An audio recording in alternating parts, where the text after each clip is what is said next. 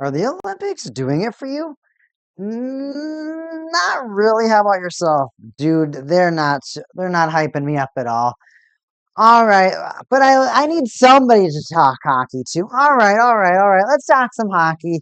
Let's talk some hockey, but I'm not going to do some big celebration like I normally do. Good evening, everybody. I am WeCake'n, and this evening, welcome back to another netcast. This episode is kind of going to be maybe one of the shorter episodes of the netcast series. And unfortunately, that happens when there's not a lot of news, not a lot going on, or not a lot that's fun to talk about. Right now, we got the Olympics going on, and that's not a lot of fun to talk about right now. Why is it not a lot of fun to talk about, WeCake'n? It's just predictable. It's annoyingly predictable, and predictable hockey, predictable sports is not fun to watch sports. People like upsets, people like competition. People don't like to watch two teams that just have an unlimited amount of titans on them, an unlimited amount of talent on them, rip through every other team. There have been a couple of close games. I know the United States had that one close game. I don't know if it was Denmark that it was close against, or they were actually losing to the team for a while before they actually ended up winning, or eventually ended up winning. But it's just been boring. It's been boring hockey. Team USA just doesn't seem to have the cohesion. Team USA just doesn't seem to have the teamwork. It's not exciting hockey to watch. It's not interesting to watch. You watch some of the superstars on Team USA compete and play together. It doesn't look like they have chemistry. It doesn't look like some of these superstar talents are superstar talent. They just don't, they're not necessarily elevating one another. I think that's the best way to put it with Team USA. The players aren't elevating one another. So you watch the team play and you're just like, great, they're doing okay, but you don't see anything special. So you're not like, oh wow, look at them go. You're just like, okay, you just kind of watch them play. You watch Team Canada play and you're like, oh my gosh, I've never seen this much talent on the ice ever. And honestly, that could be a statement. You look at Celebrini, McDavid, Crosby, McKinnon. There's a ridiculous amount of talent on Team Canada. So much so that it's almost boring. So I mean, what was it? France? I think they crushed France. It was 10-2. There just hasn't been a lot of competition, a lot of back and forth, and a lot of well-structured hockey, Canada excluded, so it hasn't been that exciting. Four great nations on top of that had more NHL-style rules. It had a lot more trash talking. It had a lot more rough stuff. But that's the other boring thing, is it really just feels like people just want to see USA and Canada. That's all it is. It's all it is USA, Canada. I'm not really that excited for it. Canada has a way more talented team than USA. However, USA does have a couple more agitators on their team. They have a couple other players that are a lot more naily grinder players, like the Kachuk brothers. You gotta wonder how that's gonna look like when you play against a team that has Tom Wilson, like Canada does, who Tom Wilson pretty much got in like a weird scrum with some French player. What was his name? I had his name not too long ago. Pierre Crinon. This Pierre Crinon guy and Tom Wilson, they were kind of in front of the net. And it looks like Wilson was kind of already on the ice, and then this French guy threw off his gloves and went up and started punching Wilson while he was on the ice. Wilson, of course, didn't like that too much. So after Wilson got up, found the guy, he went and chased him, but the guy was already being held down by the ref. So not really a fight. There were some punches that were thrown. Seems like that French player is ejected from the entire sport or the entire event. So Pierre Crinon will not be playing another Olympic game. Taking that into consideration, the Olympics is not playing around. They will eject you from the competition. You are no longer competing at the Olympics. You are gone. See ya. Bye. They have the right to do that. It's their competition. It's their competition. They have the right to do that. Now, the way that I look at that, when I look at the way that the competition has been adjusted, I mean, I don't even know. I don't even know, man. I'm just bored. I'd much rather watch Four Great Nations because we're gonna see a lot more Americanized or North Americanized hockey and culturally accepted aspects of competition like trash talk, so on and so forth. Olympic rules are a lot different. They have a different way that they're trying to market the game and show the games off to the rest of the world. Hockey's one of those sports to where it has a lot of just vulgarness to it. Hockey's got a lot of vulgarness to it. So it's not a kind of a cutesy sport. Hockey's got a lot of swearing. It's got a lot of hurtful words. It's not a nice people thing.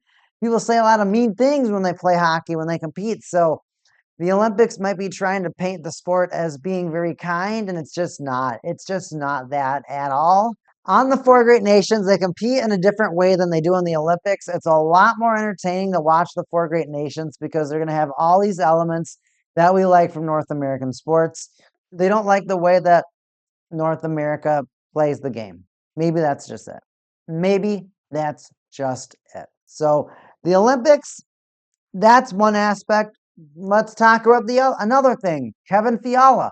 Kevin Fiala, an all-star forward for the Los Angeles Kings, gets injured. And not only does he get injured, it's a season-ending injury. The Los Angeles Kings, who have their captain, Anze Kopitar, in his last season, which I believe he played, this is his 20th season in the league, if not 21st or whatever. He's retiring at the end of the season. They just acquired Artemi Panarin, and it was an embarrassing trade. I was going to say blockbuster, but I mean, getting the player is a blockbuster. What they sent towards New York was embarrassing and it's laughable. So Los Angeles Kings, they get this new weapon, and they were hoping to play it with Fiala, so you'd have multiple weapons playing together.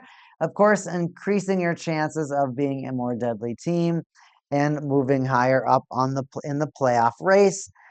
Now they just lost one of their players for free. Hey, Fiala, free season-ending injury. See ya. It was free. It's free. It's free. Just take it. It's a free season-ending injury. So we spoke about that in the last netcast, to where this event, the Olympics, it's a spectacle. It's a spectacle. It's a fantastic, and we spoke about this in the last netcast. The Olympics is a spectacle. It's an honor to be invited to the Olympics, and you should feel appreciated that you have been invited to be a part of it. Now, the other thing is that because some of these players, like NHL players, are playing in the Olympics, they have something that they go back to at the end of all of this. Some of these players, for many of these events, you go to the Olympics, you compete in your event, you're done. You did the thing that you competed 4 years for. Some, hey, you're going to take 6 months off, a year off. Some, they get right back to it. Well, some players, like the NHL players, they're going right back to their regular sport. And you still have a Stanley Cup final to compete for after the Olympics. So the Olympics, it's not even a break for everybody. So yes, all the Russian players, yes, a lot of other teams that may not have all-stars on them, they're resting up. Maybe some of those teams that don't have the all-stars on them maybe are just resting up in general because they're not going to be competing for the Stanley Cup playoffs or Stanley Cup anyways. A lot of teams getting a break, right? A lot of players getting a break. Well, once the Olympics ends, all these superstars come back and the competition continues.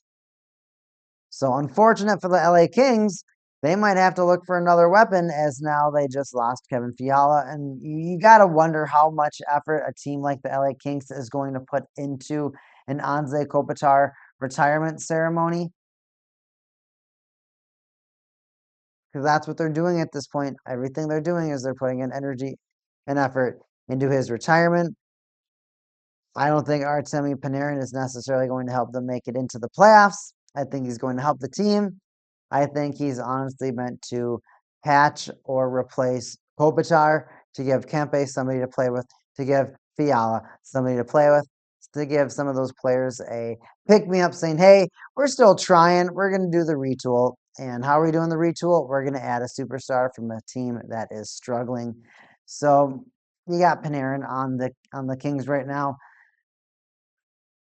Not a whole lot of no, not a whole lot else is going on. We just have the Olympics, and this is going to be, like I said, a shorter netcast where I just talk a bit about what's going on in the Olympics.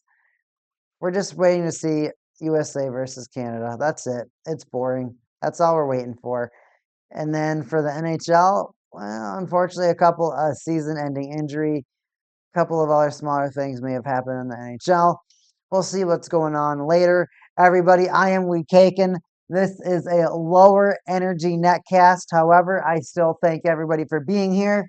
Once we have the NHL back, or hopefully when we have a more exciting Olympic hockey game, I'll be back with some more energy. However, I am WeCake'n. I hope everybody has a fantastic evening, and I'll see you back soon. Talk to you later.